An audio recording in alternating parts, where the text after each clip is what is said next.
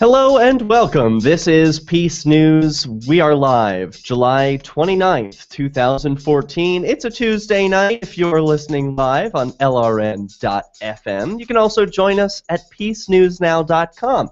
There you'll see a link that says Listen Live, and you can watch the show because we actually broadcast on YouTube as well. There's a chat room built into the webpage that features the cam. There's all sorts of fun features there for you, so go and interact with other listeners. You can also dial into the show. We take your calls. 443-424-8347 is our call-in line. That spells out Hi-Fi Civ Dis, as in civil disobedience. I'm your host, Derek J. You can learn about me at derekj.me.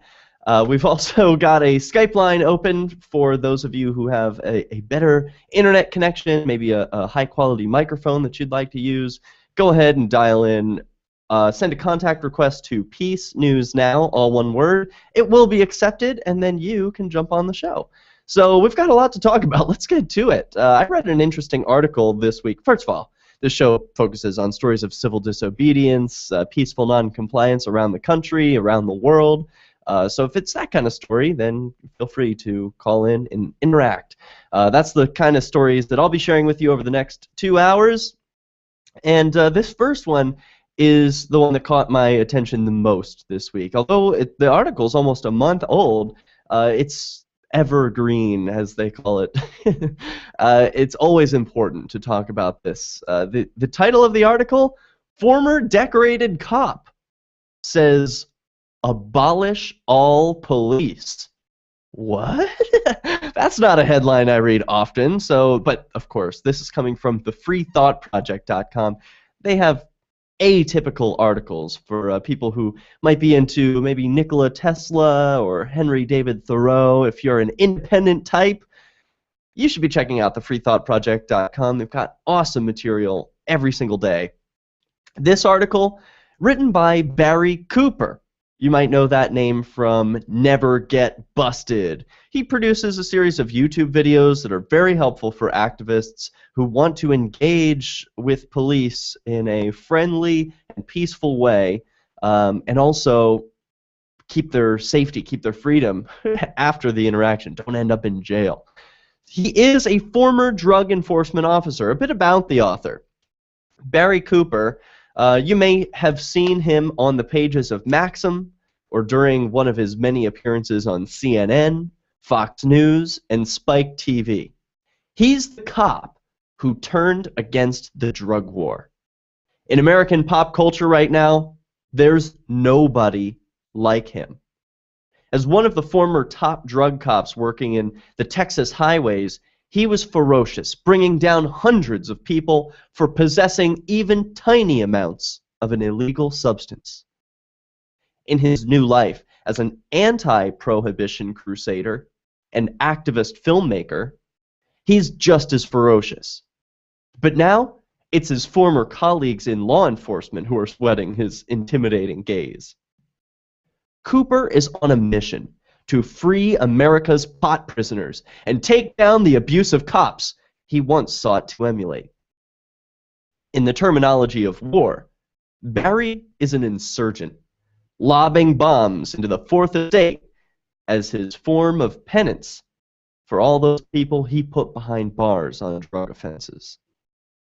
Barry Cooper has received global attention by being reported in over 700 newspapers and magazines, including Rolling Stone, High Times, a feature in Maxim magazine, and a front cover feature in Cannabis Culture magazine and the Texas Observer.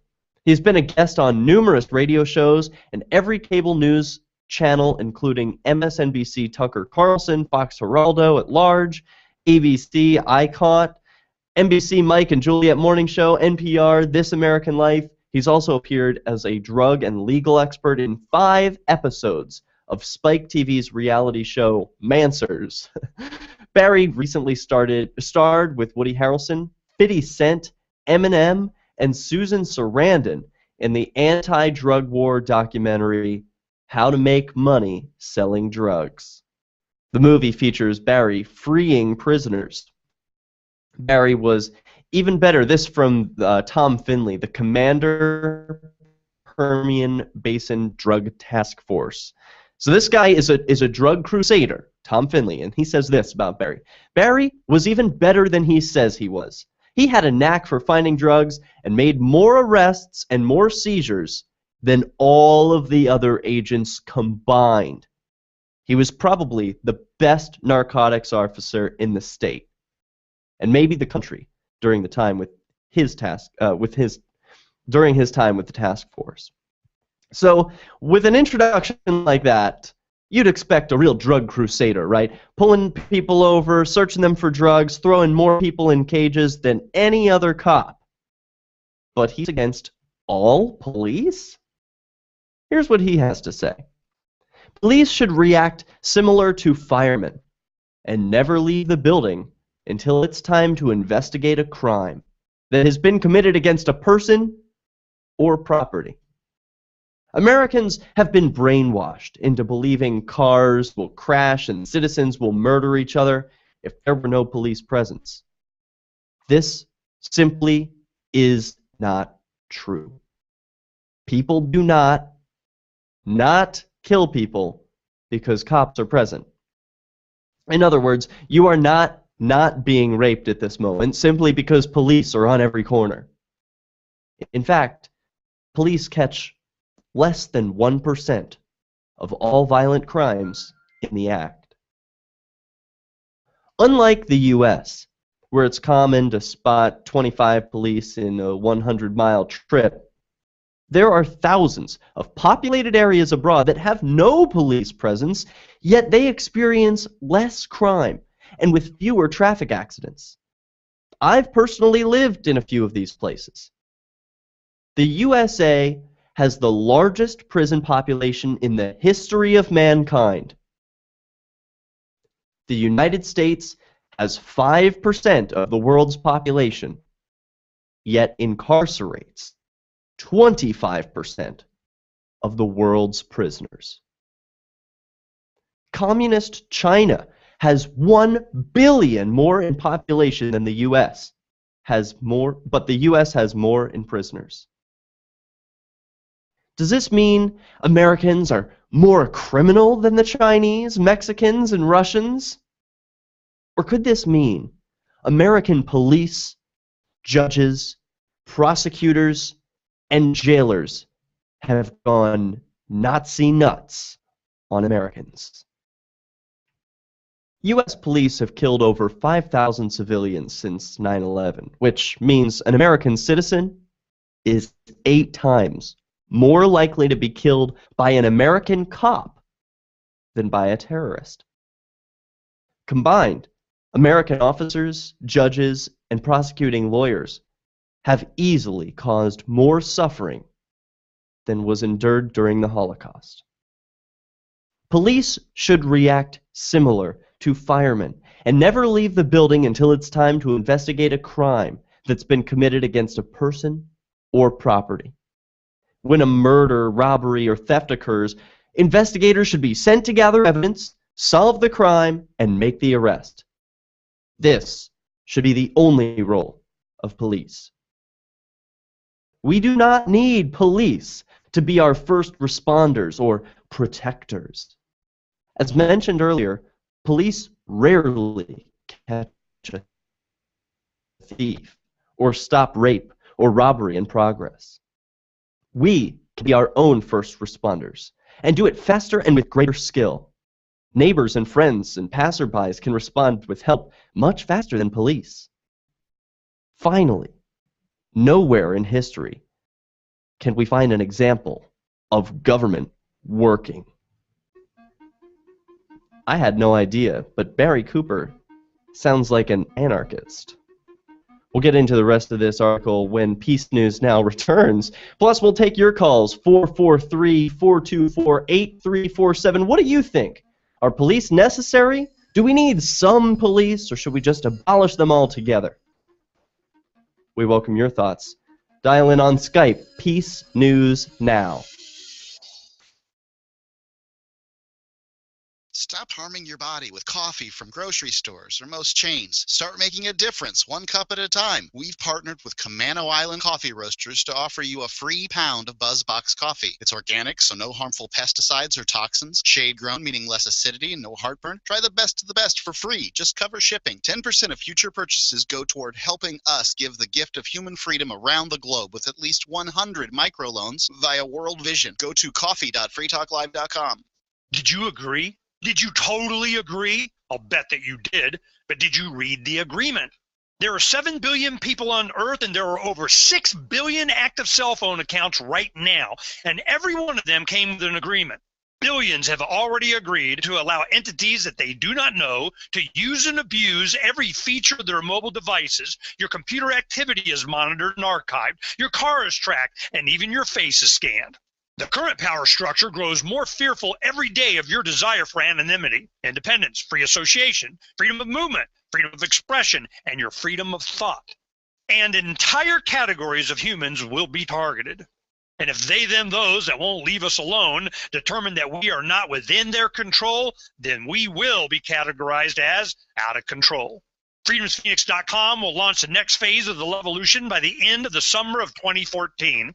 And if you have to tell your neighbors about it, then we did it wrong. If you can't listen to the Liberty Radio Network's internet streams, free satellite channel, or radio affiliates, no worries. You can listen to LRN.FM from any phone, anywhere. Add this number to your phone, 213-493-0309. It's a long-distance call, so make sure you're familiar with your phone's calling plan. The Liberty Radio Network listen lines are locked into our stream 24 hours a day. Call 213-493-0309. That's 213-493-0309.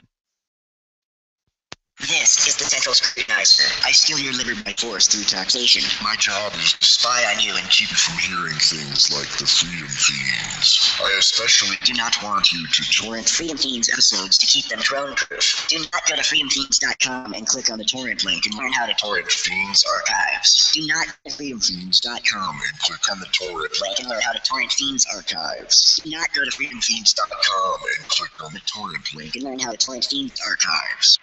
DVD, books, music, instruments, periodicals, computers, software, electronics, photo, cell phone, office products, home and garden, bed and bath, furniture, kitchen, pet supplies, automotive, hardware, apparel, shoes, jewelry, grocery, healthcare, sports and outdoors, toys, games, used, and more. It's a department store at your fingertips. Shop on LRN.FM. Get all your shopping done, get a great deal, and a portion of your purchase goes to benefit the Liberty Radio Network when you shop at Amazon via shop.lrn.fm. Join Darryl W. Perry on Peace, Love, Liberty Radio every Sunday from 3 to 5 p.m. as he brings you news, views, and opinions while promoting the ideas of peaceful interaction. Realistically, should not the punishment fit the crime? But if you break it down to, just black and white, are you morally justified in using force to retrieve stolen property? Well, yes. Yes, you are. I'm not saying that you should in every situation. I guess that saying that one is morally justified in using lethal force if someone stole a paperclip is akin to saying that the punishment for every crime should be death. Oh, you parked at a parking meter 12 seconds longer than the amount of time on your meter. Sorry, but the punishment is death. Peace, Love, Liberty Radio, every Sunday from 3 to 5 p.m. While our satellite channel is free to listen to, it's not free for us. You can help us cover our satellite costs with the chip-in on the right side of the page at lrn.fm.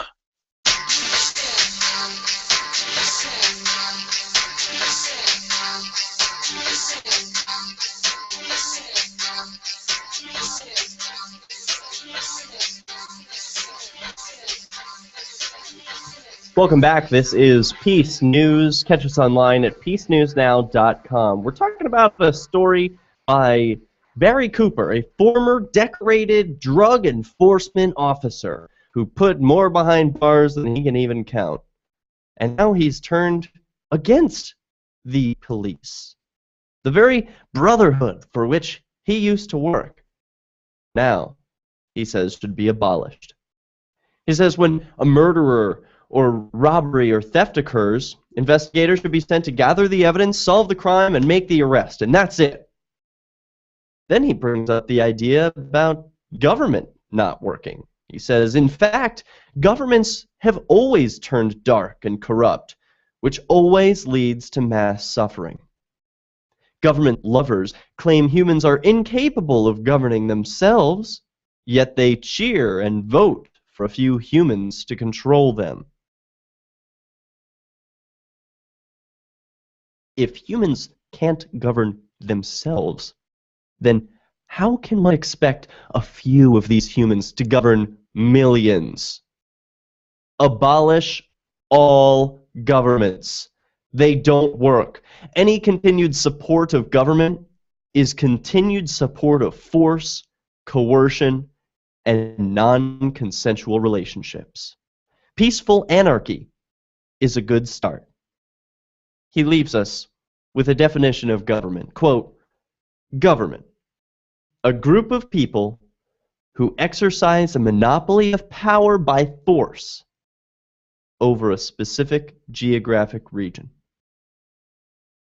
Well, take it from him. He's a guy who knows, and Obama doesn't disagree. He has gone on the record calling government a monopoly of force.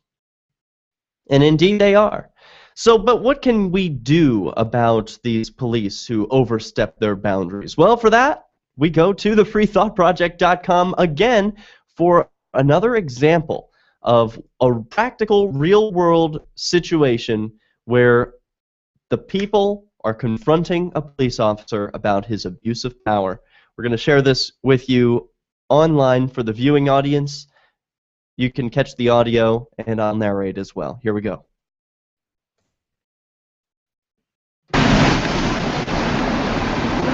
So, to set the scene, this is a California road. Long shots. Okay, this is still a crime scene. And the cop comes up and starts swiping at the camera, saying, take a long shot. This is not a crime scene. This whole area, the crime scene is big. Well, look. No, it ain't. Wait, say that again. The crime scene is as big as I want to make it. The law is the crime scene is only the crime scene dictates the crime scene, not you. Yeah. That's the law. Back up, please. Just back up. Do you have a press pass? Yeah, and I don't need one. Yes, you do. I do. Why do I need one? To be inside my crime scene. This is your crime scene? Yes. Well, how come they don't have press passes? I just asked you to back up over there. Okay.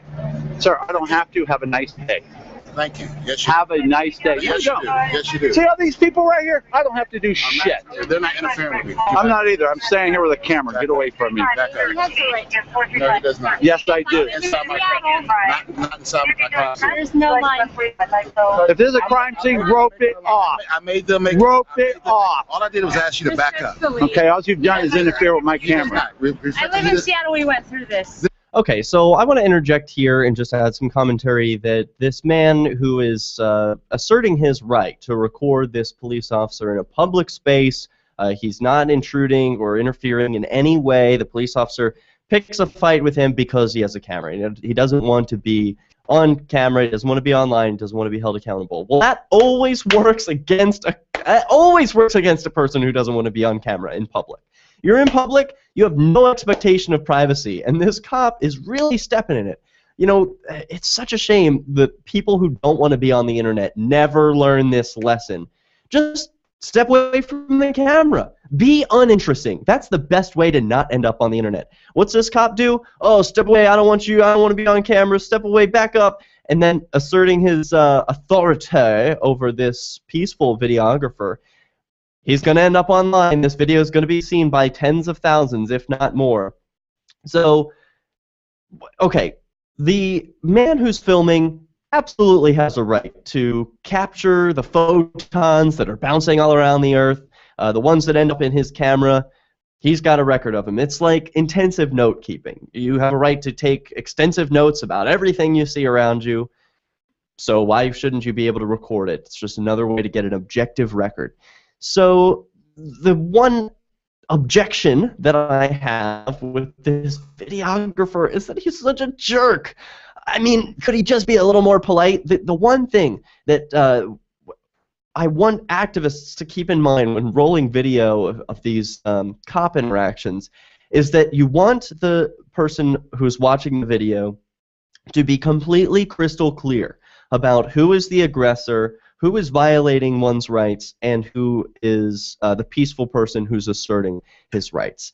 And in this case, it's about even. It seems like a scuffle of, I can do this, no you can't, I can do this, no you can't, and they're just sort of not going anywhere, spinning their wheels and fighting, getting a little angry about it. But this cop has enough PR training, or maybe he has enough, I don't know, gall, that he just thinks, I can get away with whatever I want, I don't need to escalate, I don't force, I don't need to raise my voice.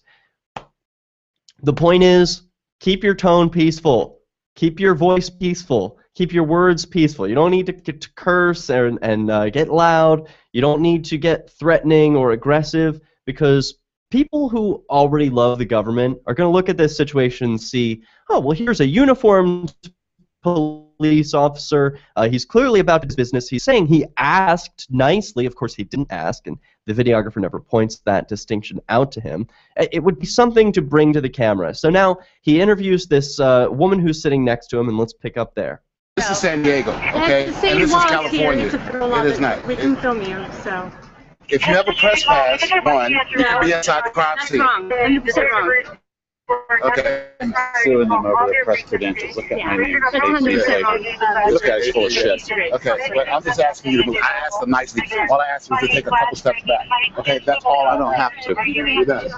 I don't have to. I do have a contract. I want You don't have the line. I don't. Did that car drive up here? I'm on a motorcycle. Take a look. I'm making it as big as. Respectfully, thank you for your opinion. Could you? It's not an opinion, it's a fact. Okay, well, your It's fact. the law, ruled on by the Supreme Court. Whatever. I just asked you to back up. I asked Whatever, you sir, really, you're really nice. interfering with my constitutional rights. I'm telling you nicely. Have a nice day. Get out of my camera. No. If you got a right to be anywhere, I got a right to stand anywhere, right? No, you don't. That's been ruled out too. You do not have a right to interfere with my filming. So the man is right. It's weird because this is one of those things where natural law and man-made law interfere. Yeah, I think the cop should have a right to stand in front of his camera if he wants to. However, the Supreme Court has ruled on that would be considered interfering with the videographer's First Amendment rights to collect information about what the government is doing. Of course, on paper, cops are the servant and the citizens are the master. Well, that's not how it is in real life, but video is changing that. More of us who use peaceful means like video recording, podcasting, and civil disobedience, the quicker things are going to change. Let's come back with some more peaceful resistance on Peace News Now. Attention. Have you been in a serious automobile accident? Then you need to call our attorneys now. We specialize in helping our clients get compensated for major auto injuries. If you've been in any type of car or motorcycle accident and you've been seriously injured, you may be entitled to significant financial compensation. Our attorneys have recovered millions and millions of dollars for injured clients. There are no out-of-pocket costs to you ever. We only receive a fee when we win your case. We are available 24/7. If you've been in an accident and been seriously injured, make this free call to our attorneys now. Call the Personal Injury Center at 800-648-9173. 800-648-9173. 800-648-9173. That's 800-648-9173. This ad is paid for by participating member law firms. We are not an attorney referral service. Representation may not be. Ross Ulbricht was arrested by the FBI in 2013 and charged with victimless crimes in relation to allegedly operating the Bitcoin-based Silk Road black market. He has been in a prison cell awaiting trial ever since. If he did it, he's a hero for making the black market a safer place. If he did not, he's a man wrongfully accused. Either way, if you love freedom and want to end the war on drugs, Ross and his family need your support. You can learn more and help fund his defense at freeross.org. That's freeross.org. Free Press Publications is an independent alternative media and publishing company founded in June 2009 with the mission of ensuring a free press for the freedom movement and is committed to spreading the message of peace, freedom, love, and liberty. FPP also gives new authors an avenue for publishing freedom-oriented material. FPP brings you daily news and commentary at fpp.cc, as well as weekly news in the FPP Freedom Minute and Peace, Love, Liberty Radio at fppradio.com. The monthly newspaper FPP News at news.fpp.cc, and books at shop.fpp.cc. Find FPP online at fpp.cc. That's fpp.cc, as in Creative Commons. Did you know that you can listen to LRN.FM 24/7 via our free-to-air satellite channel? From Mexico to Canada, our signal covers nearly all of North America. All you need is a view of the southern sky, an affordable receiver, and a dish as small as 30 inches. There are no monthly fees. Learn more at sat.lrn.fm. Plus, if you're a broadcaster or want to be one, this is a good delivery method for our content. See our coverage map and get details at sat.lrn.fm. That's sat.lrn.fm. On Free Talk Live, we're bringing people to the ideas of liberty every day. From wrestling superstars like Glenn Jacobs. You guys really are having an impact, I believe. Like I said, a lot of where I am now is due to listening to Free Talk Live. You changed my mind on some very important issues years ago. To random people tuning in on the radio. I was kind of stuck in the left-right paradigm. I heard your show by chance on a Saturday night. From there, I went on, joined the Free State Project, and become an amplifier. So, I mean, that's really the reason why I amp is because I know that if it wasn't for you guys being on as many stations as you are, I never would have found the ideas of liberty. Your amp will directly change more lives by getting Free Talk Live in front of people looking for talk radio online and on the air. Find out about giving to our Google AdWords campaign at amp.freetalklive.com. That's amp.freetalklive.com.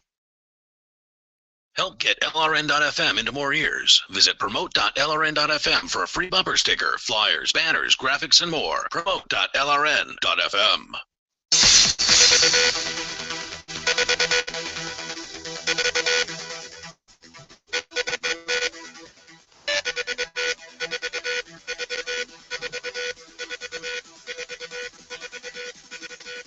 Dial in 443-424-8347. Hi-Fi Civ Dis to share your thoughts on police abuse videos, abolishing all police, and more. In this segment, I want to get into something important that happened today. Darryl W. Perry of Peace, Love, Liberty Radio, a hero of mine for his courage, his convictions, and standing up in the face of aggression. He is a super activist for publishing podcasts, live reads, papers. He just does so much. He does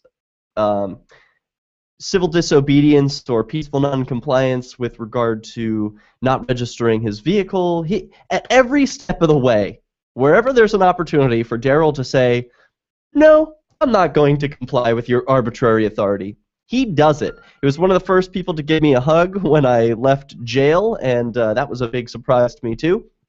But now that I know him and do shows with him, I think that he's an amazing activist. So you can learn about Darryl at fpp.cc. That's Free Press Publications.Creative Commons. So fpp.cc is where you can learn about Darryl. He had a trial today in Keene, New Hampshire, Keene in the Shire. I was there. There were a few other activists who were there video recording, some just attending to witness the trial.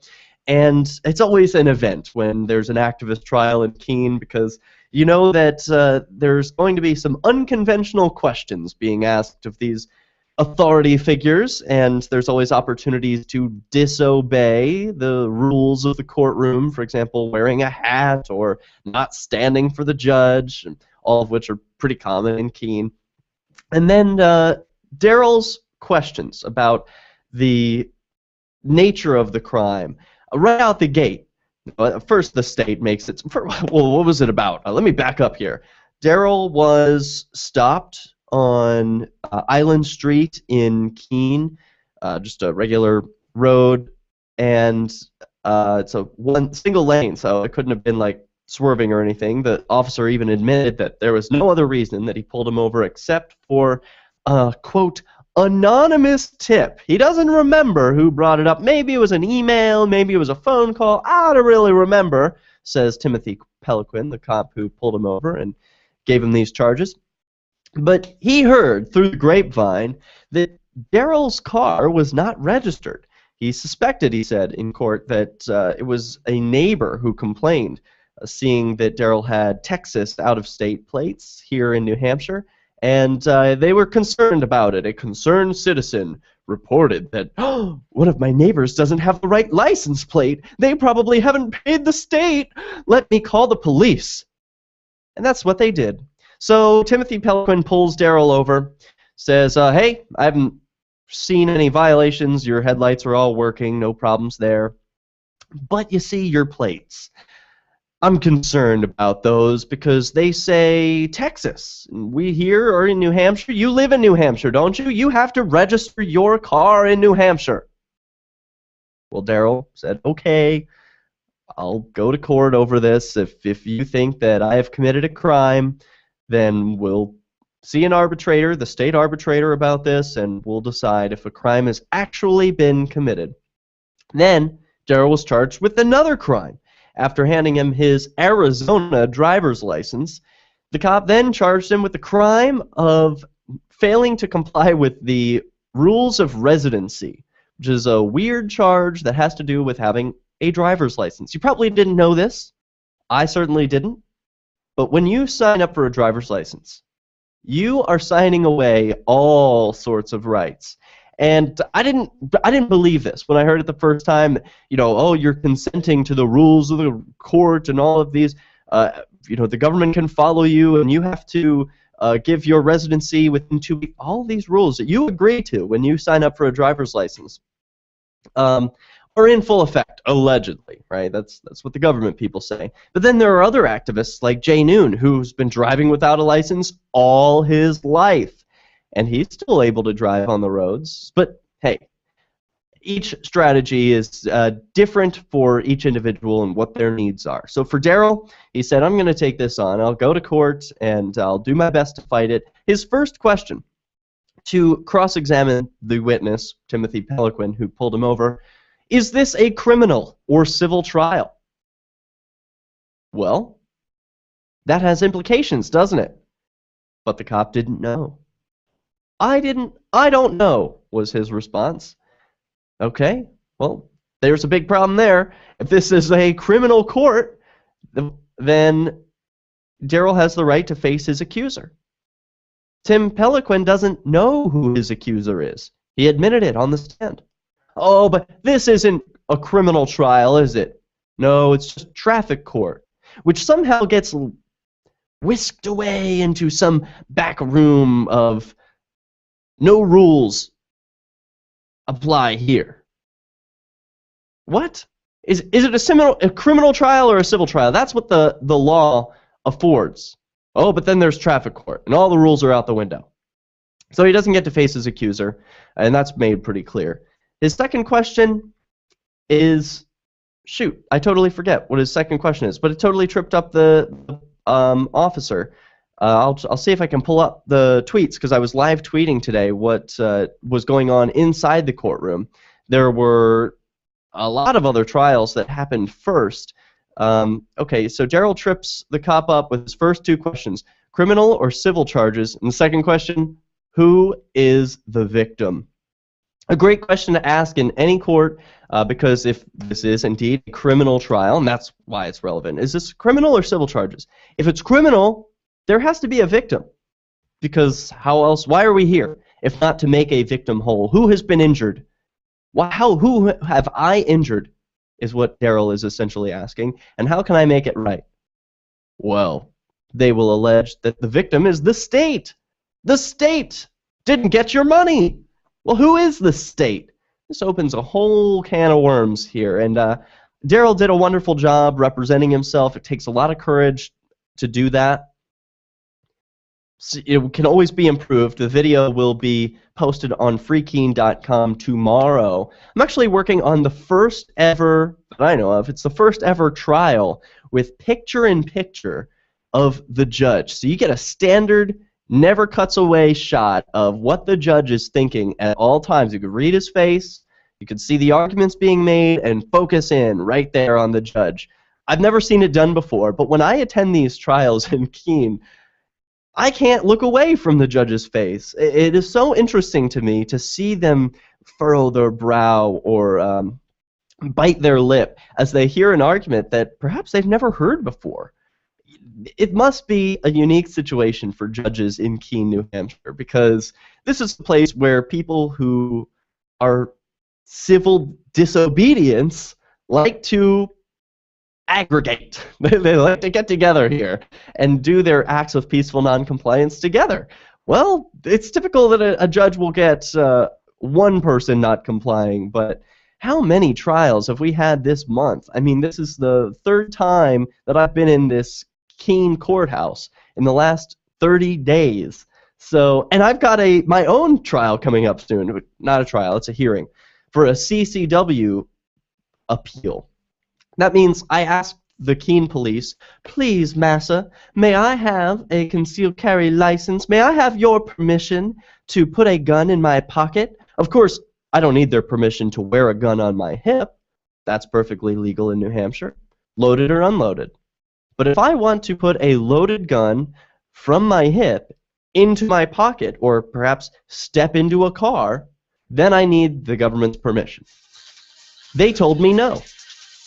Well, now I have to appeal. That appeal is going to be happening within the next 2 weeks. And if you want to support the next victory against the Keene police, do it today. Donate at GoFundMe.com/gunrights. GoFundMe.com/gunrights.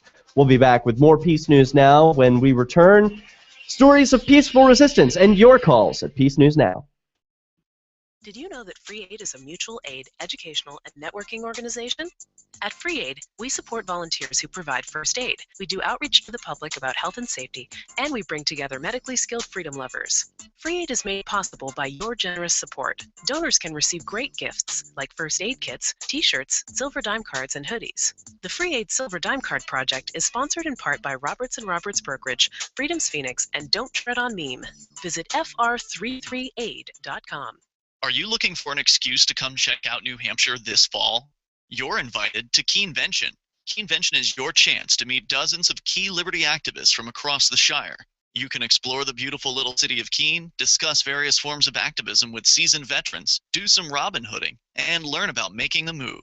Keenvention received rave reviews last year. If you missed it, visit keenvention.info for full video coverage of every speaker and panel.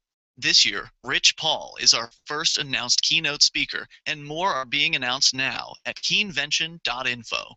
Join old and new friends and neighbors in Keene for Keenvention this October 31st through November 2nd. You can pre-order your tickets now for just $60 at keenvention.info, or you can pay with Bitcoin. Visit keenvention.info for more information and to lock in your tickets at the pre-order $60 price for the whole weekend. Visit keenvention.info for more, or look for our page and event on Facebook. That's keenvention.info. Here's a chance to do a little activism while you're cruising Facebook, Twitter, or Google+.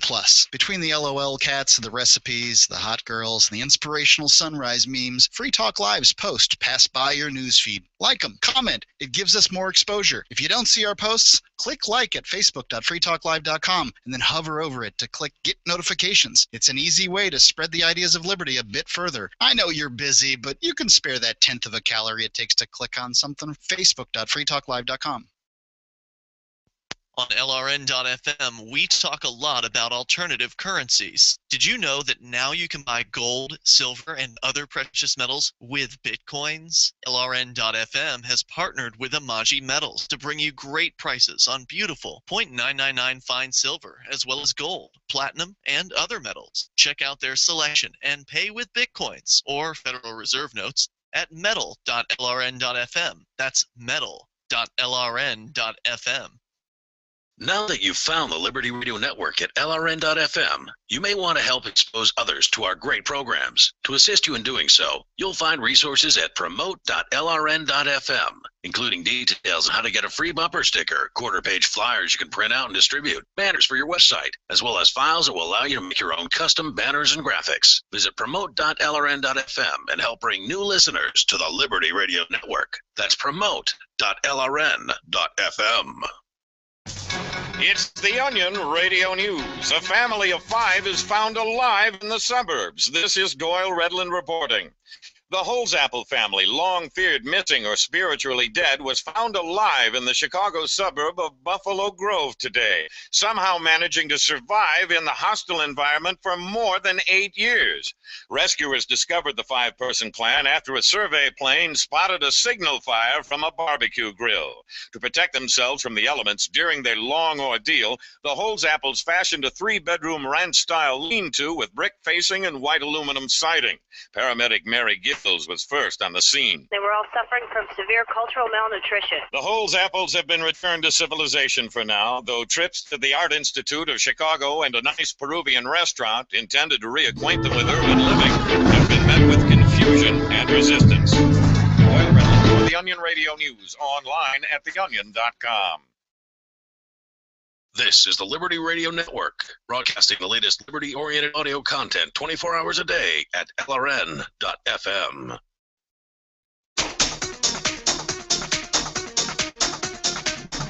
Welcome back. It's Peace News Now. We're talking about stories of peaceful resistance. Hey, I'm involved in one. I asked the local police in my town, Keene, New Hampshire, for permission to put a gun in my pocket. They said no.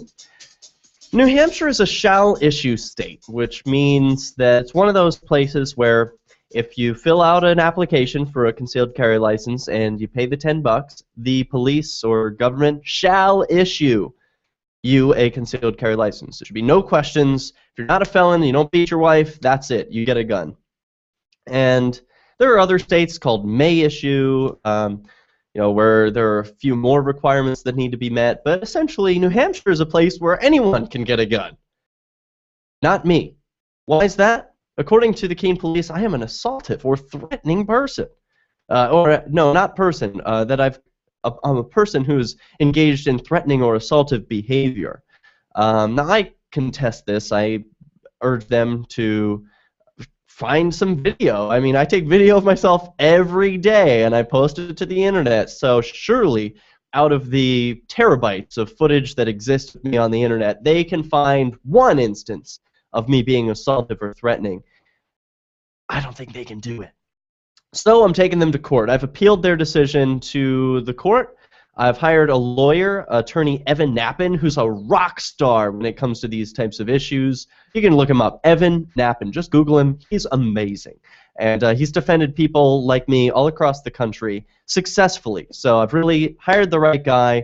We're just going to nip this in the bud. And I think it's important to take this issue to court. You know, of course, I could just conceal carry anyway, right? There's no reason that I need to ask permission from the local government to exercise a natural right. Of course I have the inherent right of self-defense.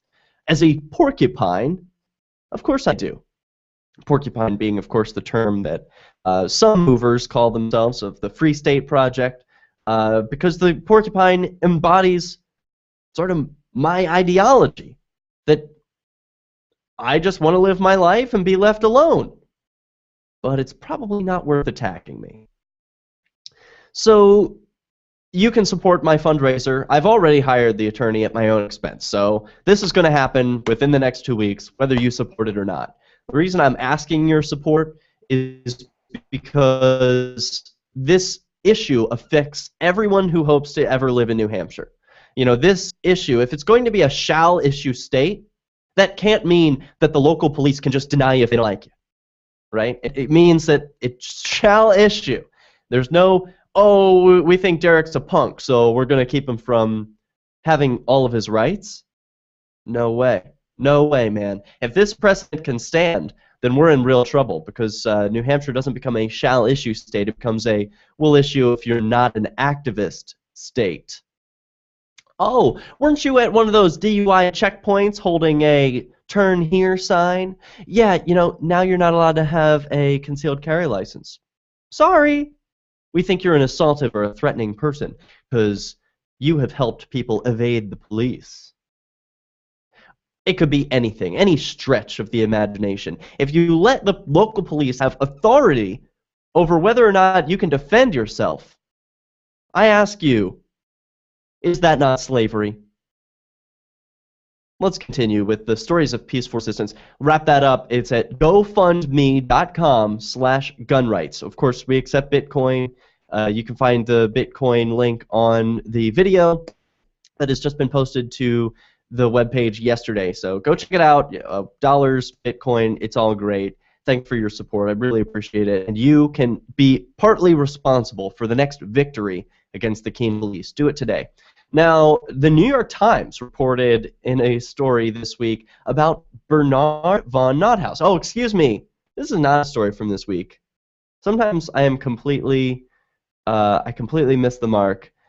Well, I'll just recap what it is. This is a story from 2012 that I wanted to talk about today, but I forgot to check the date. Sometimes that happens. This came across my news feed, so I just assumed it was new. You know what happens when one assumes. Headline: Prison may be the next stop on a gold currency journey. Described by some as the Rosa Parks of the constitutional currency movement, Bernard von Nauthaus managed over the last decade to get more than 60 million real dollars worth of his precious metals-backed currency into circulation across the country. Now, this report by Alan Feuer of the New York Times comes from Malibu, California, where high above the cliff tops and beach bars, up a winding mountain road, in a borrowed house on someone else's ranch, an unusual criminal is waiting for his fate. His name is Bernard von Nauthaus, and he is a professed monetary architect and a maker of custom coins, found guilty last spring of counterfeiting charges for minting and distributing a form of private money called the Liberty Dollar. The people overseeing his case from the government accused him of domestic terrorism for using his simple gold and silver coins to undermine the government. Their words. Of course, if you ask him what caused him to be living here in exile, waiting with rabbits for his sentence to be rendered, he would give a different account of what occurred. This is the United States government, he said in an interview last week. It's got all the guns, all the surveillance, all the tanks. It has nuclear weapons. And it's worried about some ex-surfer guy making his own money? Give me a break. Well, you can learn more about Bernard von Nauthaus from this New York Times article. I certainly am not interested in rehashing old news.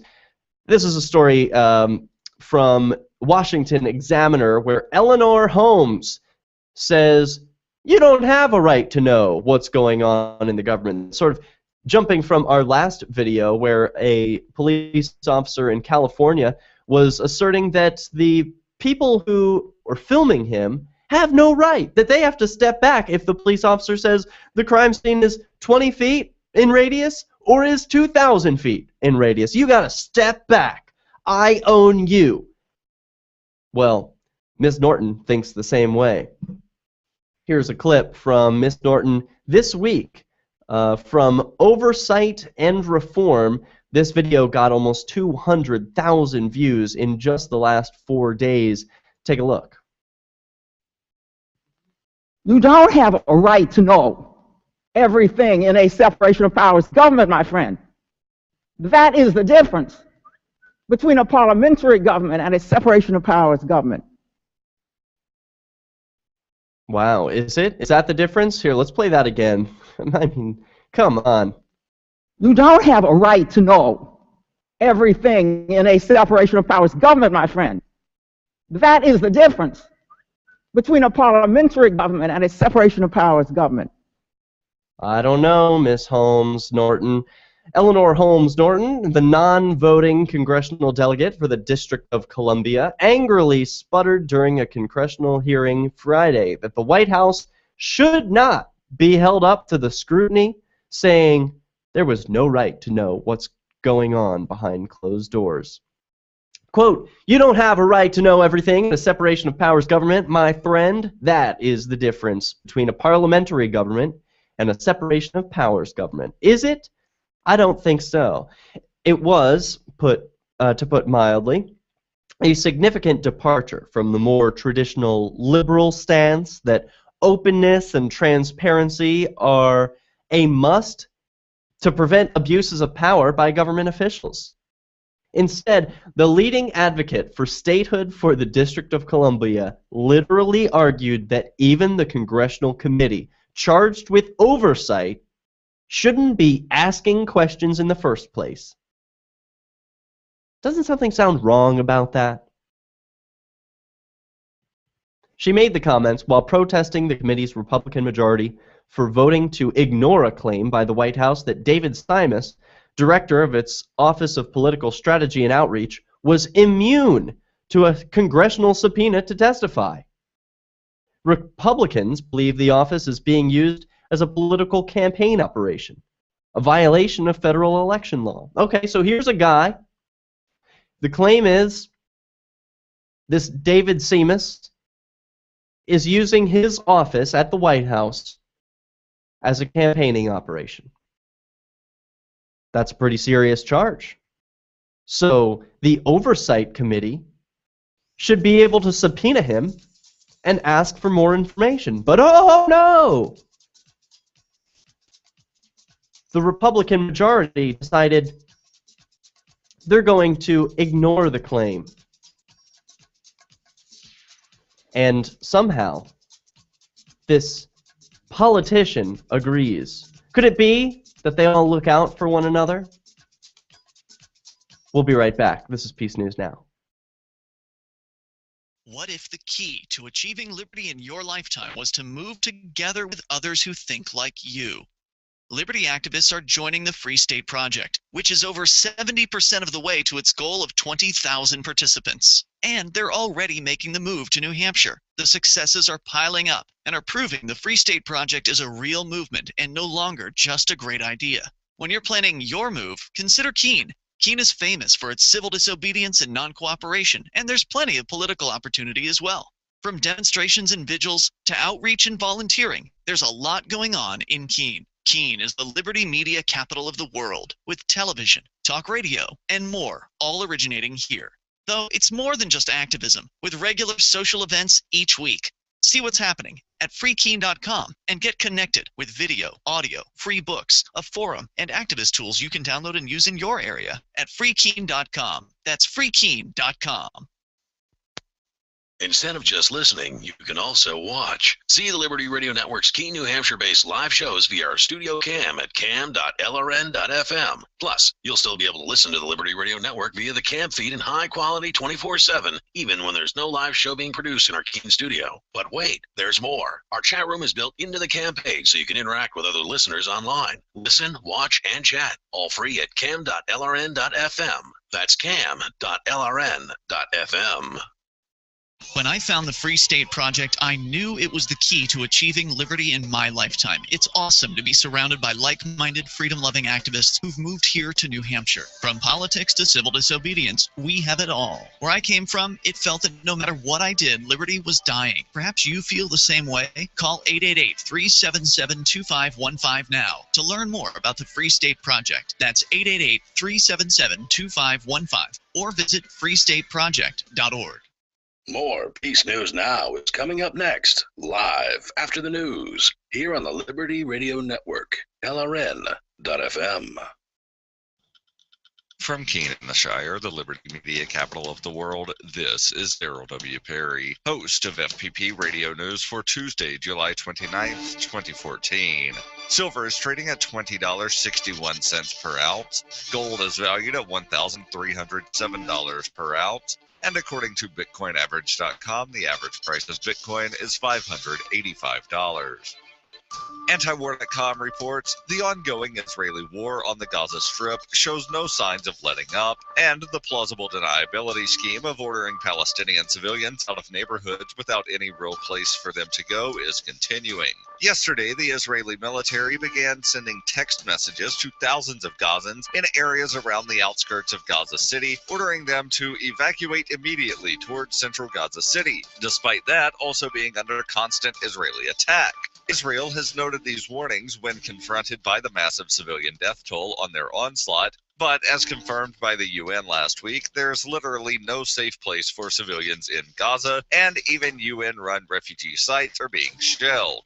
Hundreds of thousands of Gaza civilians have been forced out of their homes by Israeli airstrikes and shelling, though with neither Israel nor Egypt allowing them in, they are basically taking a wild guess as to which parts of the Strip will be most intensely shelled on any given day.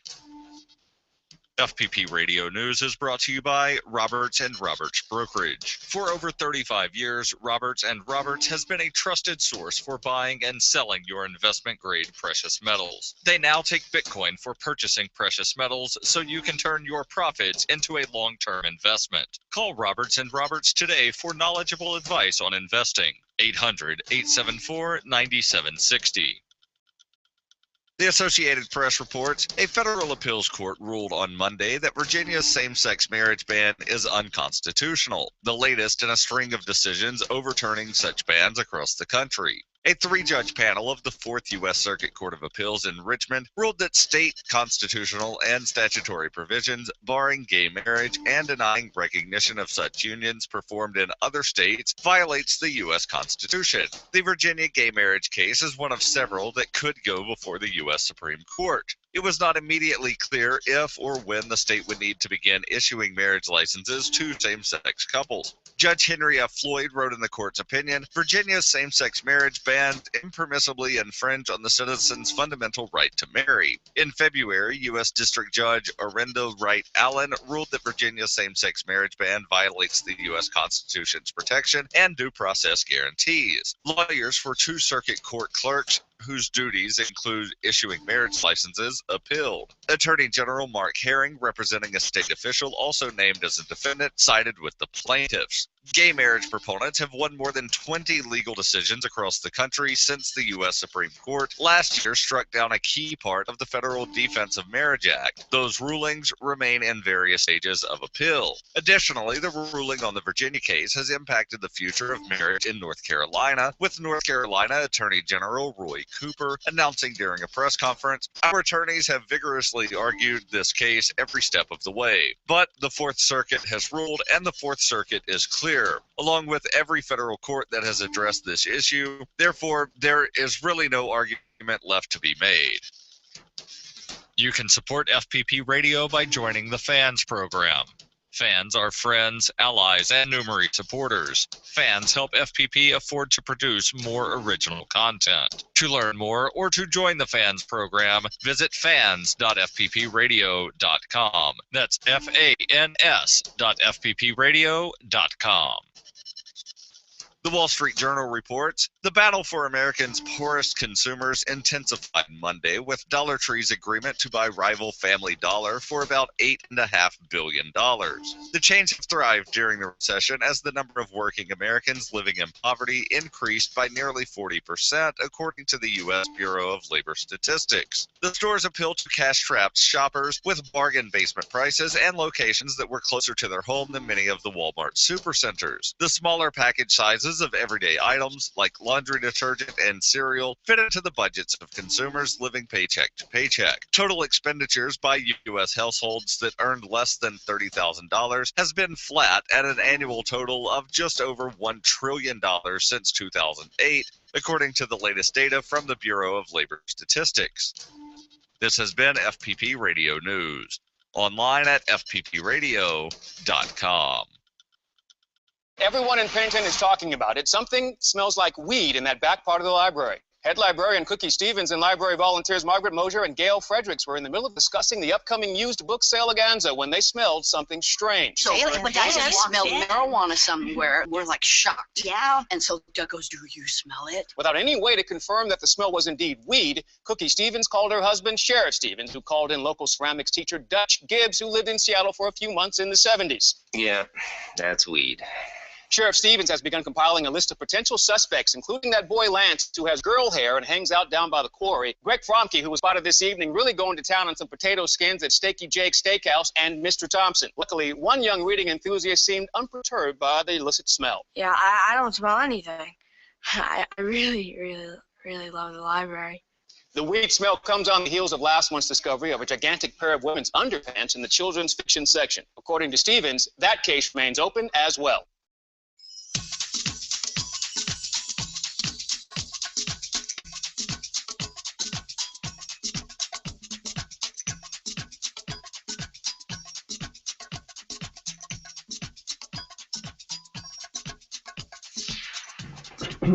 Parking enforcement, Robin Hood. Have you heard of Robin Hood of Keene? You can check him out, I think at robinhood.freekeene.com is his official website. It's a group of volunteers who decide they're going to follow the parking meter maid and put quarters into the meters that are expired to save people from getting parking tickets.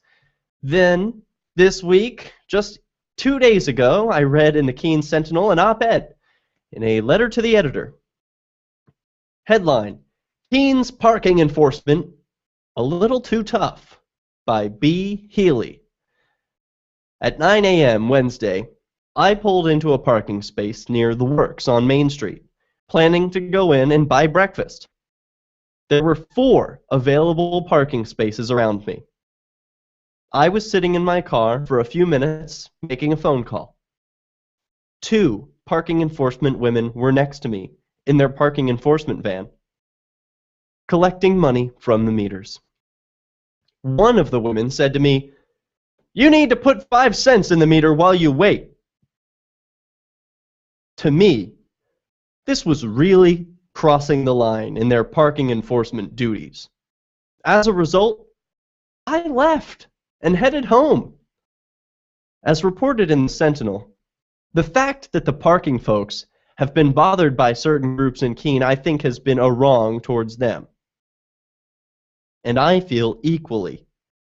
The parking folks' comment was a wrong towards me and others trying to park and shop on Main Street. B. Healy, Main Street, Harrisville. Why do I bring this up? Because the city of Keene is currently in the midst of a court battle reaching the Supreme Court of New Hampshire about the very issue of a citizen's right to fill a parking meter ahead of a meter maid. That's really where we're at in 2014 America. I wish that weren't the case. Believe me. I wish we were focusing on more important issues. But this is where we're at. We got to fight the battles where we are. The parking enforcers in Keene are literally telling people to pay a nickel while they wait. Or else what? There's a threat behind that, you know. If you don't put that 5 cents in, you will be charged a 10,000% increase in a fine. Yeah, sure, that's only $5. But it's still a 10,000% increase is the punishment for not paying?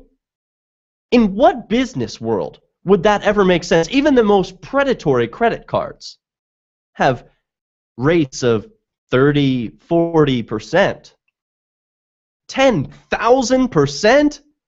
Outrageous!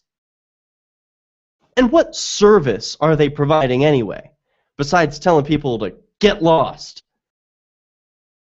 As the man writes, there were 4 available parking spaces around him.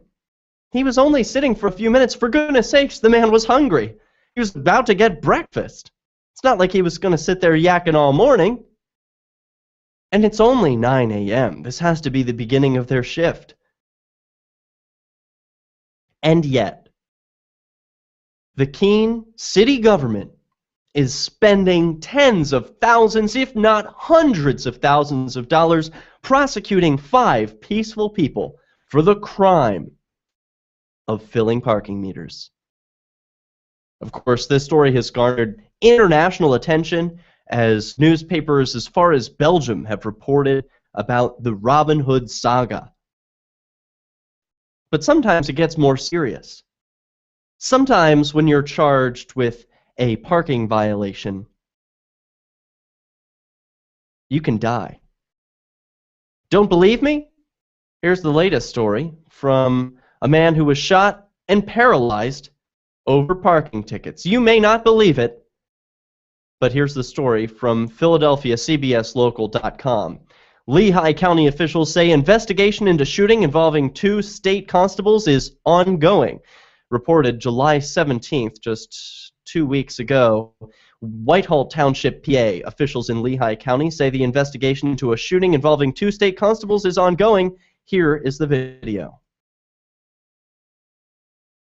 Well, a shooting investigation is underway involving 2 state constables in Pennsylvania. Authorities say that they were trying to serve a warrant for unpaid parking tickets. It all happened in the 3400 block of Portland Drive in Whitehall Township, Lehigh County. Eyewitness News reporter Noel McLaren is live at the scene tonight. Noel. Well, police have been out here since shortly after 7:30 this morning when those shots were fired. And you can see here behind me that police are still out here processing the scene. The DA and the family of that man shot, questioning why such extreme force was used over warrants for parking tickets. How does it happen that this man ends up getting shot for an unpaid ticket? Hafiza Muhammad is struggling to figure out how the father of her son and longtime boyfriend, Kevin McCullers, is now paralyzed from the waist down over $600 worth of unpaid parking tickets. Our whole family life has just changed over a matter of seconds. She claims McCullers was unarmed, simply leaving their townhouse to pick up coffee when she heard 2 gunshots. She quickly realized one hit her boyfriend. He can't breathe and he can't move. Lehigh County District Attorney Jim Martin says 2 constables were serving McCullers a warrant for unpaid tickets, but he wasn't having it. They were asking Mr. McCullers to comply. He did not. Instead, he put the vehicle in the reverse. That's when one of the constables allegedly fired twice at McCullers' vehicle, one of the shots striking him in the torso. The DA tells us this morning wasn't the first visit authorities have made to McCullers' home, but he says he has a lot of questions about the shooting. Frankly, a bit disturbed by the fact that there would be a shooting in connection with attempting to serve parking tickets. This man was shot for no reason. Now, the DA says those constables' guns have been seized. So far, no charges have been brought against them or against Mr. McCullers. In Whitehall Township, Noel McLaren, CBS 3 Eyewitness News. Noel, thank you. What do you make of this story? Is this an appropriate use of power, or will the government folks find that the police abused their authority? It's unlikely. If you've heard stories like this before, you've heard them all. Oh, the police are put on administrative leave while the investigation is ongoing. Meaning, they're getting a paid vacation for shooting a man and paralyzing him over parking tickets. What's this really about? It's about who owns you. Do you own yourself? Or do the police somehow own your body?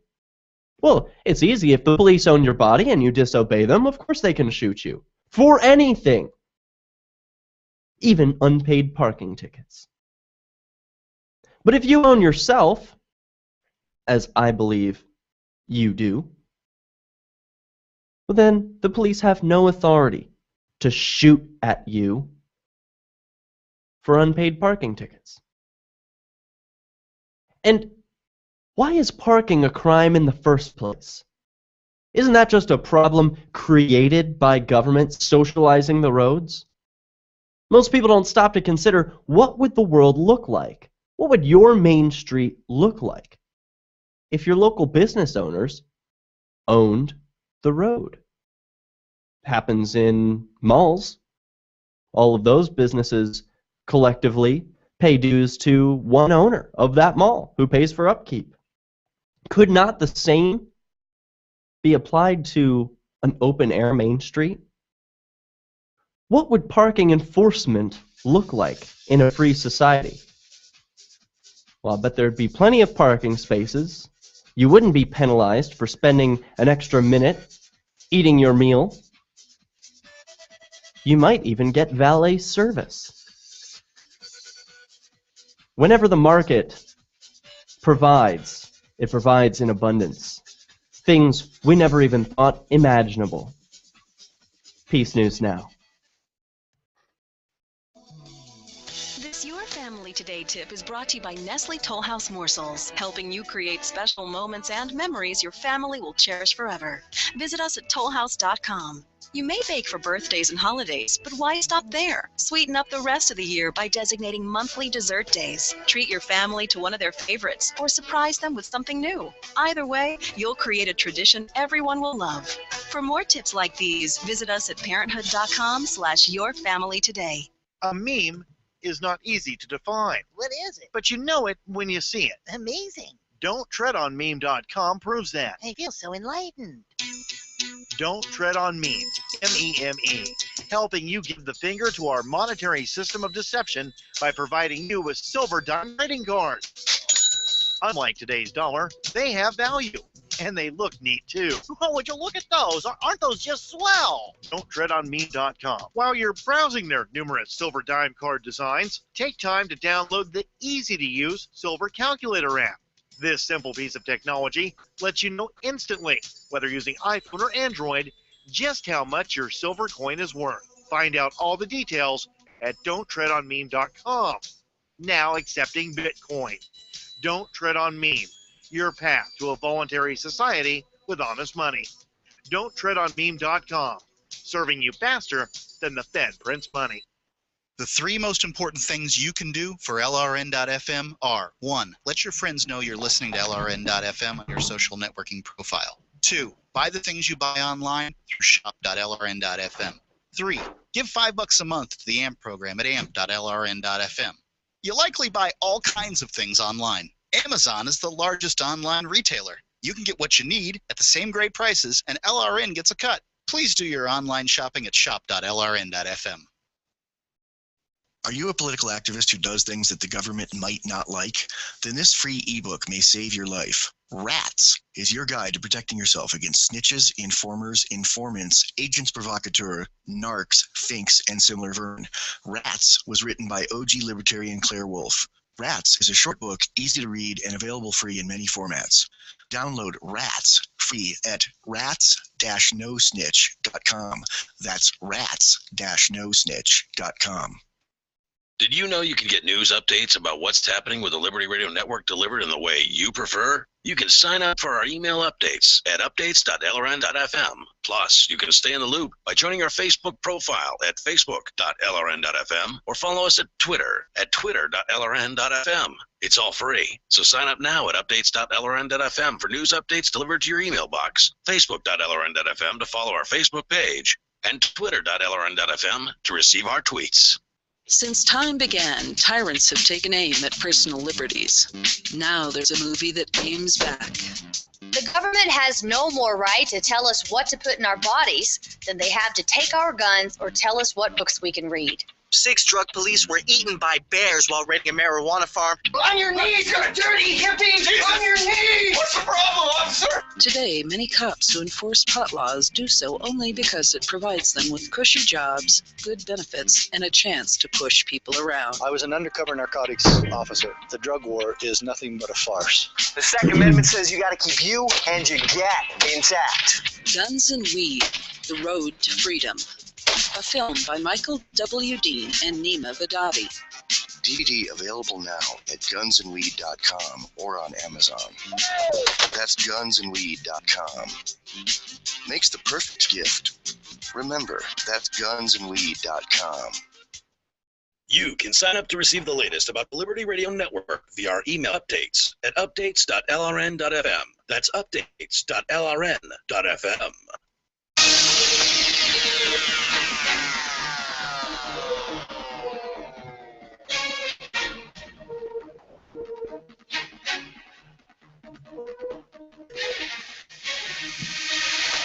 Hey, welcome back to the show, everybody. You can call in and share your stories of peaceful resistance. What are you doing to resist the police state where you are? Dial in 443-424-8347 or Skype us, PeaceNewsNow. Now, I mentioned earlier in the show that I am taking the Keene police to court. You can see that video and explanation and fundraiser page at gofundme.com/gunrights. And you can see I've already raised about half of the goal. You go support me over there. So if you are not, if you're not in New Hampshire, however, this story may be of note to you. This actually may be of note to me as well. Judge strikes down D.C. ban on handguns outside home. Here, I'll show you a screen cap of what that looks like here. This reading from news.msn.com. The ruling from U.S. District Judge Frederick J. Scullin is the latest in a protracted fight over gun laws in Washington.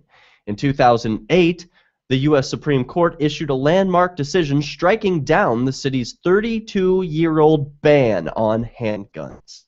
Since then, the city has rewritten its laws. Lawsuits have been filed, and even Congress has waded into the fight. In a decision made public Saturday, Scullin concluded that the Second Amendment gives people the right to carry a gun outside the home for self-defense. He cited two U.S. Supreme Court cases as important to his ruling: the 2008 opinion striking down the District of Columbia's ban, and a 2010 ruling involving Chicago's handgun ban. Quote, "There is no longer any basis on which this court can conclude that the District of Columbia's total ban on the public carrying of ready-to-use handguns outside the home is constitutional under any level of scrutiny," wrote Scullin, who was appointed by President George Herbert Walker Bush and is a retired Army colonel. A city official said Sunday, officials would ask for a stay and were weighing an appeal. A bunch of legalese, meaning a city official said they don't want it and they're going to push back. The city rewrote its rules after the 2008 Supreme Court decision. Residents were required to register their guns and keep them in their homes. Gun owners also have to take a safety class, be photographed and fingerprinted, and re-register their weapons every 3 years. Those requirements were challenged in court but upheld by a federal judge in May. Earlier this month. Now, what about this judge didn't he get? Shall not be infringed. Shall not be infringed. I mean, I'm not some Constitution humper. I get it. You know, my rights don't come from a piece of paper. They're inherent. We get that. This guy plays by the government's rules. He is a Supreme Court judge. Or maybe he's not. He's a judge of some kind, and he's in the District of Columbia. Let's see. Supreme Court decision, right.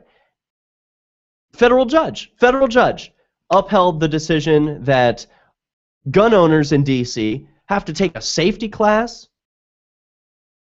be photographed and fingerprinted, and re-register their weapons every 3 years? What a joke. You know, people aren't going to do that, right? I mean, this federal judge, he gets to pretend, I'm keeping the streets safe. You know, those criminals, they're going to have to re-register their weapons, and we're going to have their fingerprints and pictures. Dude. The criminals don't follow the laws, man. When freedom is outlawed, only outlaws will be free. That's indeed the case in D.C., where this federal gun ban is making it such that only criminals are the ones who will be armed. Those who obey the laws are now disarmed. Well, hopefully this decision will reverse that. Earlier this month, Republican Representative Thomas Massie of Kentucky successfully added an amendment to the bill that would block the district from spending any money to enforce local gun laws. This is how I love to see politics work. Just muck it all up, you know. Hey, we just passed a law saying that you have to get your fingerprints and photographs and re-register your weapons, and here's the law, and you better do it. Now here comes a representative saying, well, I just passed a law that says you don't get any money to do that, so good luck trying to enforce it. Massie has conceded his amendment is unlikely to get through the Senate and become law. The lawsuit before Scullin was filed in 2009 by the Washington state-based Second Amendment Foundation. And 3 District of Columbia residents and a New Hampshire resident who said they wanted to carry guns for protection. Alan Gura, the lawyer who represents the group challenging the ban and who won the 2008 and 2010 Supreme Court cases, said he was very pleased. Ted Guest, a spokesman for the Office of Attorney General and for the District of Columbia, which defended the city's ban, said the city was, quote, studying the opinion and won't comment on its substance. Yeah, way to weasel out of that one. Local D.C. bureaucrat nonsense. How dare they? Who do they think they are? Don't they walk around with a bunch of security agents? Well, what are those security agents carrying to keep them safe? Guns. Guns keep people safe. If the politicians get it for themselves, then what's the objection to people having guns to defend themselves? The Supreme Court has ruled numerous times the government has no duty to protect you. Oh, sure, they may claim that we enter into a contract with government and revoke some of our rights so that we get some safety in return, but oh no, a 2005 Supreme Court ruling has decided the government and the police have no duty to protect you or anyone. They see a crime being committed in broad daylight, you're on a train, a man's being murdered, police officers there witnessing it, he can just turn the other way. He doesn't even have to. He can watch. He can videotape. He can move over to the next car. There's no duty to protect you. So who is responsible for your defense? You are. It's never been more important to learn how to defend yourself, both with martial arts and with weapons like knives and guns. Because as society deteriorates, as the state crumbles, as it inevitably will without your or anyone else's help, we're going to be left in a situation of a collapsed state. Not anarchy, it is very different, but a collapsed state. And that is what I fear. That is why it is so important to arm yourself, protect yourself. Guns are good, okay? Why did you move to the Shire? I moved here to the Shire because there's other people around who take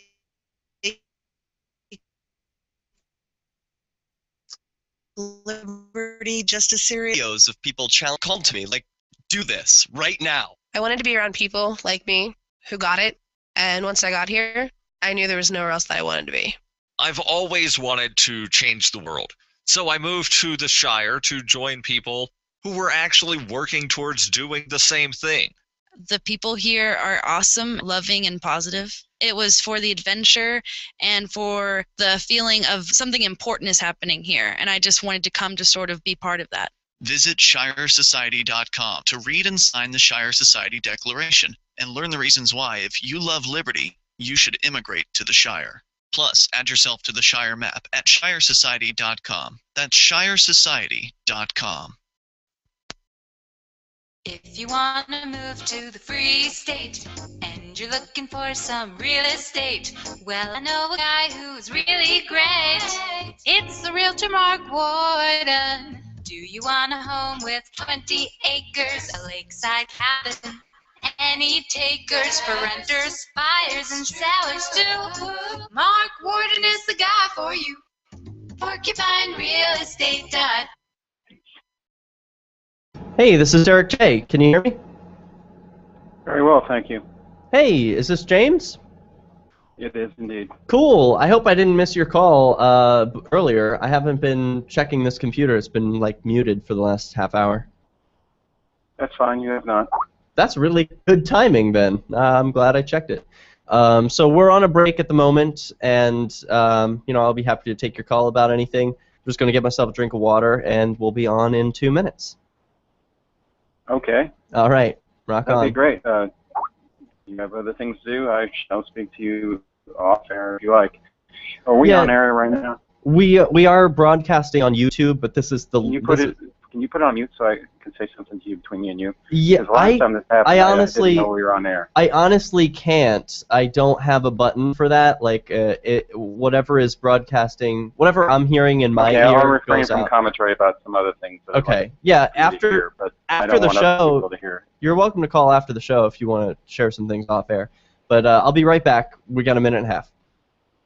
Thanks, Darryl.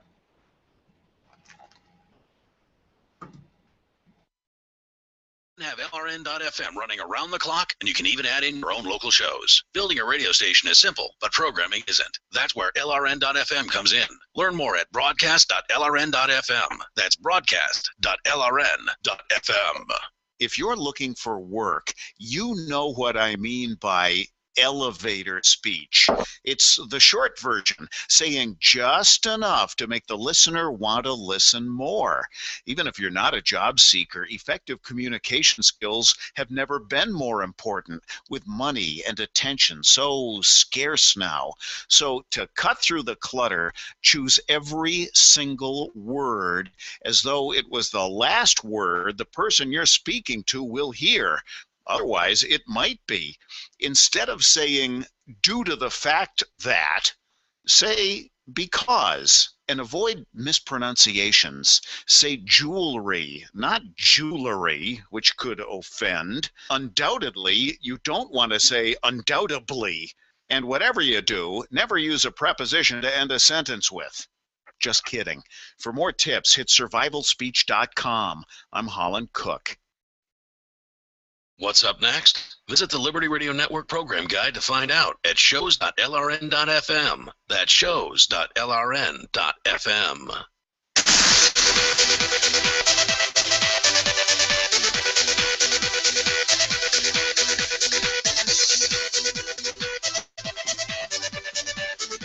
Coming up, Hacker Weave. I don't get why he is my hero, but we're going to talk about him and the tangled webs he weaves when we return from this call. We've got a special caller on the line. James, you are on Peace News Now. Welcome, James. Thanks for taking me on, Derek. Anytime. So what's on your mind? Well, real quickly, may I answer the question you posed to me on another show, because I didn't get a chance, because, again, this isn't a shot at you.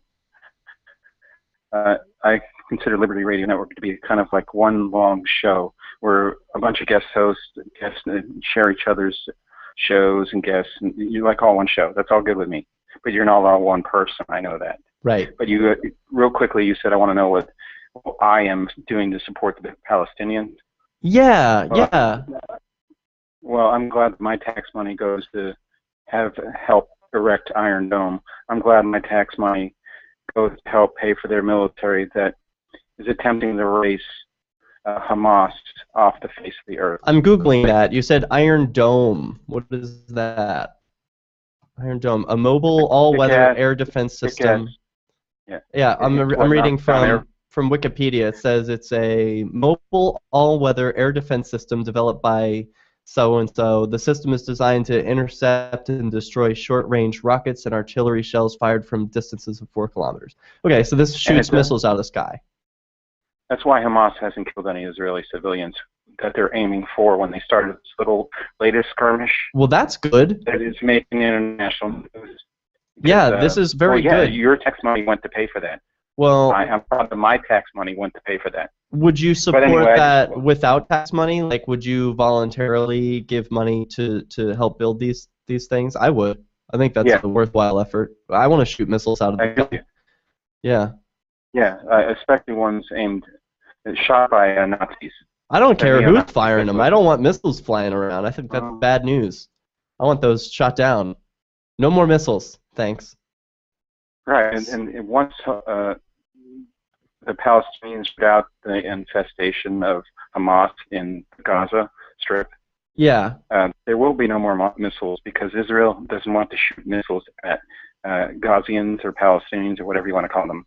I can guarantee you that. So in a free society, Whit, I feel like people would be free to choose what sort of ways they want to support an ongoing conflict. And you mentioned that you support the Palestinians by your tax dollars, and I say, that's kind of weak, man. That's weak sauce. If you support these people, cut them a check and tell them what it's for. Not just say, oh, some of my money gets taken from me once a year, and then someone else divides it up and sends it to things I support. I mean, that's weak, right? Don't you surely agree with that? Weak that I only give them money every so often. I wasn't talking about the Palestinians. I was talking about the Israelis whose my tax money has gone to pay for the.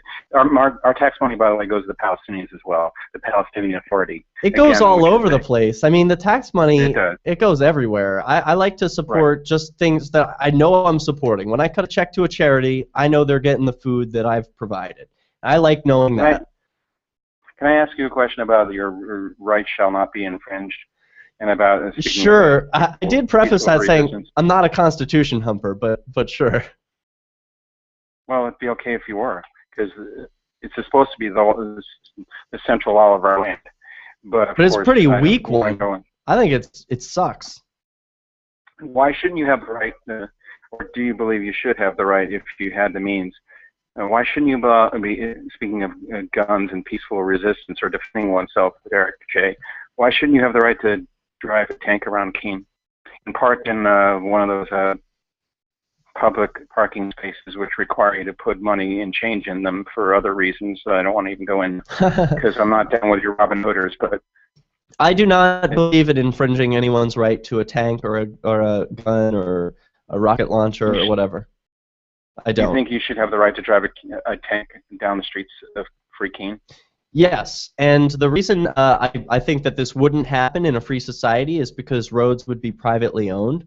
So there would be an owner who says... I'm not talking... Don't change the paradigm. I'm talking about right now as Keene exists. If you have the money, I don't play tyrant. I can help you imagine a better world, but I won't help play tyrant and come up with rules for existing society. Well, it would be... I'm not talking about tyrant. I'm talking about your right to defend yourself. Should you have the right to drive a tank down the streets of Keene if you have the money? I don't think that's reasonable in today's society, if that's what you're asking. I don't think that there's any reasonable justification for that. I wouldn't stop anyone from doing that, though. I mean, I wouldn't put any effort. Now you're on to something that we agree until the reasonable part until you said you wouldn't stop anybody from owning a tank. Well, what am I going to do? Rob them and say you can't use this money to buy a tank anymore? Or what? No, your fellow communitarians get together and pass a law where they say you don't have the right to drive a tank down the street. I don't want to pass laws. See, that's playing tyrant. I want a free society. I want a free society. Let me put it this way. Speaking of being tyrannical, and the largest prison population on planet Earth right now, Derek J, isn't in the United States of America. It's called North Korea. Okay? You might want to check your facts on that. Live in a concentration camp. And they live in a country where a tyrant, a literal tyrant does rule them. And it's really unfortunate. But it's not a matter of, okay, you can say it's a matter of opinion that North Korea is a concentration camp. But it is ruled by an oppressor, a literal tyrant, a murderer, and so a gangster. So let's get the facts. The facts are that there are 2.3 million Americans incarcerated today, and there are 25 million North Koreans in existence. So you are right. I stand corrected that if we're considering if we're considering North Korea to be an entire prison, which I wouldn't argue with you, it is. There are 25 million people who are imprisoned in North Korea. An interesting point, and one I hadn't considered. But I would say that all governments, in their own ways, are prisons. There are just nicer prisons and less nice prisons. North Korea is probably the least nice prison. Sounds to me like a really nice prison state, then. It looks and sounds to me like a pretty nice prison state. You have the right free speech. Well, Keene. Oh, yeah. Yeah, Keene is a nice prison. It's not so bad. There are some freedoms here. A few more questions about Keene, then, because has there been some kind of schism in the New Hampshire Libertarian Party? Because you denied that you were a Libertarian, and it's kind of funny. Is it because the Libertarian Party as it exists in New Hampshire isn't radical enough for you guys? Or I've never been a Libertarian. I've never voted Libertarian. I don't ever claim to be a Libertarian. I am an anarchist. I'm a voluntarist. I believe in the abolition of all slavery, including governments, and I've been perfectly clear about that since day one. Okay, I guess I never heard you say that you weren't Libertarian, because I know there's mention of the Libertarian Party on your network again. Oh yeah, together because you're all like. Well, it's called the Liberty Radio Network. And right. What party you guys voting for? There is a schism, if you want to call it that. I mean, I still dine with Darryl. I still hang out with him. I went to support him at his trial today. But he's one of these believers in using government, and he runs for election. He runs as a libertarian. He is struggling right now to acquire something like 300 signatures. So in order to get onto a ballot, he's trying to use the political process. I tell him every day, Darryl, you're wasting your time, you're wasting your money, focus on something more effective, because being a libertarian is just not going to bring more freedom to the world. All he's doing is showing how the Republicans and Democrats block out third parties and keep real freedom from happening. He does a good job of illustrating that. That's a fascinating thought by you, because I left the Libertarian Party a long time ago. After the 2001 atrocity. It wasn't a tragedy, by the way. It was an atrocity. It was done on purpose. You got the last 20 seconds. Darryl, I would say, should join the Republican Party, because it's a winner-take-all election, every one you ever participate in. And the Libertarian Party ain't going to take any election so long as they're a radical fringe. You can call in. It's Peace News Now. Are you tired of governments murdering people around the world? You're very welcome. Using their money. There is an alternative. Bitcoin. Okay, muted the ads. So we are on commercial break. We're still broadcasting on YouTube, so the YouTube audience can hear you. But this is, I just wanted to let you know who can hear us. So it's you, me, and YouTube. I don't want to disrespect anybody on air when I'll put this slightly. Another show that you're on, those dudes need some help. And you should take over their show.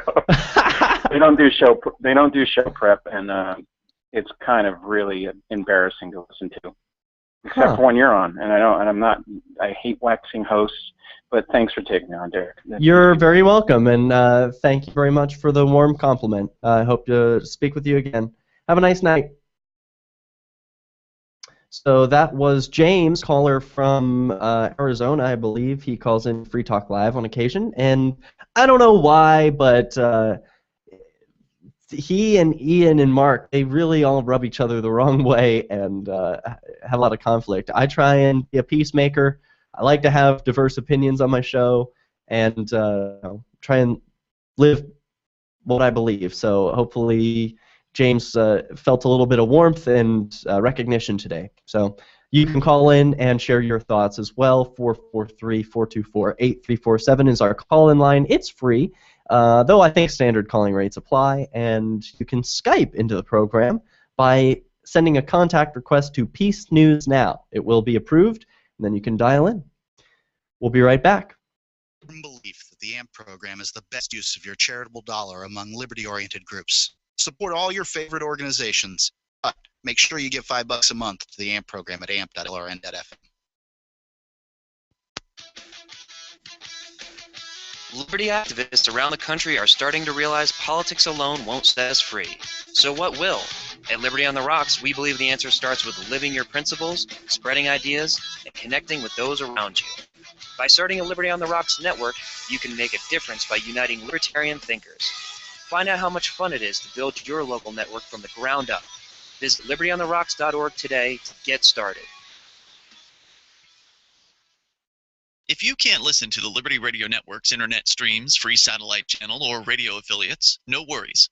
You can listen to LRN.FM from any phone, anywhere.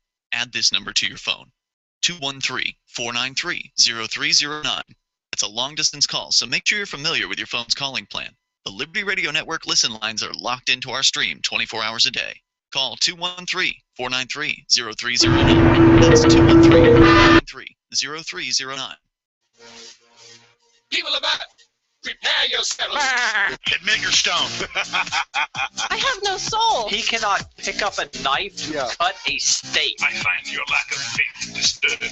I might consider toe sucking. How much pot are you smoking right now? My ball handling isn't so great. Inconceivable. The 27th level of I don't know what you're talking about. You can't handle the truth. It's so hardcore, people won't even believe it. It's a story about love, for Christ's sake. Jesus Christ. Sounds good. I mean, I'm not really sure what it means. Come on. When I think about him, I feel funny inside. Rubs the lotion on its skin or else gets the hose again. Do what you want, man. I got no problem with it. But I'm still going to talk about it. What? You like that? Now it's just way too big. That needs to be censored. Excellent. For more of this insanity, visit blacksheeprising.org. You have been warned. It's a freaking podcast. Duh.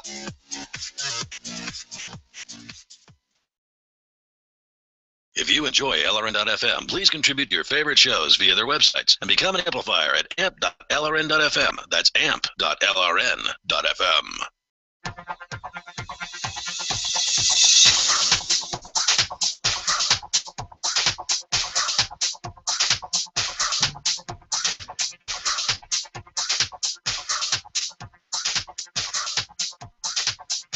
Welcome back. In the last segment, we spoke with James in Arizona. He called in on our call-in line. 443-424-8347. If you've got a story of peaceful resistance that you'd like to share, or maybe just make comments like James did. Now, he mentioned the Constitution and how I relied on the Second Amendment to make my arguments for a person's right to self-defense. But I don't believe that the rights that people have come from a constitution, words on paper. I don't even believe that they come from a creator, as some might claim. They come from your ability to exercise them. Your rights disappear if you don't exercise them. That's why it's so important to do it. And that's why it's not taught in school. That's why conformity is instead what's taught in school. Now, my awakening to the reality that the Constitution is no more servant than master was through a video I found on YouTube by Freedom's very own John Bush of Rise Up Radio. Check this out. Did you ever stop and think about the fact that the U.S. Constitution actually created less freedom than there existed in America before the Constitution? Ever think about the fact that those at the convention were only tasked with amending the articles, not instituting a new government altogether? Ever question why the Founding Fathers met in secret, and instead of acting constitutionally and only amending the articles, they abandoned them and instituted a new and far more powerful central government? Did you know that 4/5 of those at the Constitutional Convention were public predators? 1/3 were land speculators. 1/5 represented interest in shipping, manufacturing, and merchandising, and most of them were lawyers. Did you know that at the time of the signing of the Constitution, less than 10% of the inhabitants of the American geographic landmass even had a say and how they were to be governed. Did you know that Rhode Island actually refused to be governed by the U.S. Constitution, and one of the first acts of the U.S. Congress was to institute an embargo on her people? I have thought long and hard about these questions, and I've questioned the content of the U.S. Constitution, not just the motives of those who wrote it. Specifically, Article 1, Section 8. Did you ever consider the small group of people that gave themselves the power to lay and collect taxes, duties, imposts, and excises to pay the debts and provide for the common defense and general welfare of the United States? A small group of people gave themselves area. They also gave themselves the power to borrow money and credit on the United States. That's on your backs, ladies and gentlemen. Finally, they gave themselves the power to regulate commerce amongst the states, which later became basically the power to regulate everything that takes place within the states. And if you think there was a decentralization, or those that signed the Constitution were actually looking out for the best interests of the people and were revolutionaries, then why would they include the power to provide forth the calling of the militia, to execute the laws of the Union, suppress insurrections, and repel invasions? That's right. For those of you constitutional supporters, never forget the Whiskey Rebellion, in which George Washington, at the behest of the Secretary of Treasury Alexander Hamilton, murdered American citizens, simple Appalachian mountain men, for brewing whiskey, and some of them using it as a medium of exchange. Let us not forget Section 9 of the U.S. Constitution, Article 1, for those of you that are up in arms about the National Defense Authorization Act, which gives the President the power to suspend habeas corpus and lock up people indefinitely without habeas. Let us not forget that the Constitution gives the power to that small group of men in the U.S. Congress. Under Section 9, the privilege of the writ of habeas corpus shall not be suspended unless in cases of rebellion or invasion the public safety may require it. How do you define rebellion? I've questioned all these things, and you know what? I've come to the realization that the U.S. Constitution was nothing more than a tool of the few to live off of the many. May we work together to overcome the inconsistency that is being for individual liberty and supporting an institution that is at the same time antithetical to individual liberty. Let us together build a society where the words written on a piece of paper 200 plus years ago do not still bind our free will to the arbitrary whims of those who control the central government. We can build a better world. I know we can.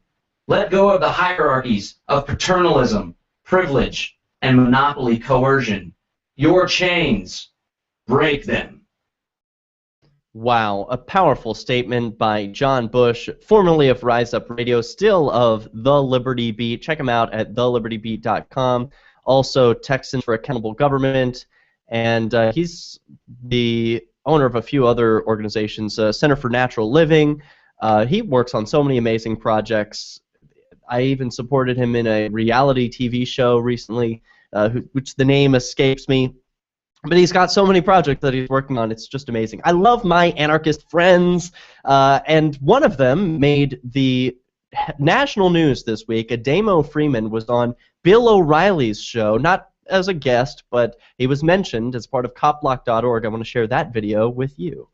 Hey everyone, DerrickJ.me here. I caught a clip this week of the O'Reilly Factor on Fox talking about copblock.org, a police accountability website.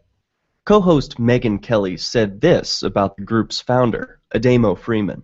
One of the co-founders is named, hold on a second, I have it here,